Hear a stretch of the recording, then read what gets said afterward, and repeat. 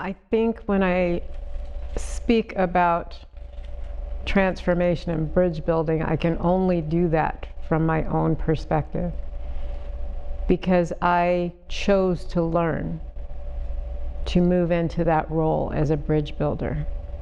I believe that role exists from a very young age. I think about, for example, some of the nonprofits that have been started by children. One of my personal favorites is a nonprofit that was started by a 4-year-old child who started selling lemonade in their front yard. And that nonprofit is now a nationally recognized financial source for the cause of giving assistance to children who have cancer.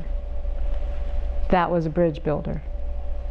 I also look at my own neighborhood, and I see in my own neighborhood someone who needs a meal or someone who needs a ride, and my neighbor's knocking on the door when the power is out to say, "Are you okay?" That's a bridge builder.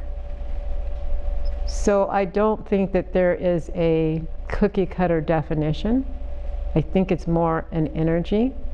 I think it's more a demonstration and model of the passion to be of assistance, of the desire to be part of that element or instrument for change, and to identify and be bold enough to say, we require to do something about this. The reality is we have a global society full of inequalities. Inequalities because we have differences in culture, or differences in political perspective, or differences in our skin tone or language or culture. That's an inequality. That inequality can lead to changeable inequities. If I look at my neighbor and I suddenly don't want to talk with my neighbor or offer them something that I can do to be of service because they look different or their language is different, that's an adjustable inequity. Those are the types of elements that I'm most passionate about. How do I address it?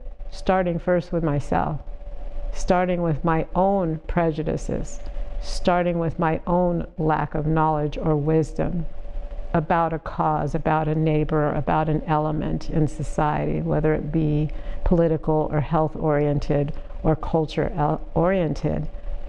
My journey has begun by addressing myself, not by addressing anyone else. Honestly, I just want to say to people, stop, pause, and be kind. Stop, pause, and be kind. I personally grew up with a lot of oppression. I didn't come from money. I didn't come from wealth. I was born in inner city poverty to teen parents. And my path was not an easy one. I learned at a very young age to take care of myself, and I am thankful to all high powers that exist that I was able to do it. And as an adult, made a lot of poor choices, not because I wanted to make those poor choices, but because I didn't know any better. I just didn't know any better. We grow up sometimes believing that that's all that we get opportunity for. And I got to a point in my life where I said, no, I know I am meant for more than this. When I gave birth to my son, I looked in my son's eyes and said, you're not meant for a prison cell. You're here for a purpose, you're here for a reason. And my role as your parent, as your mentor, as your protector while you're young, is to help you understand that, so you rise.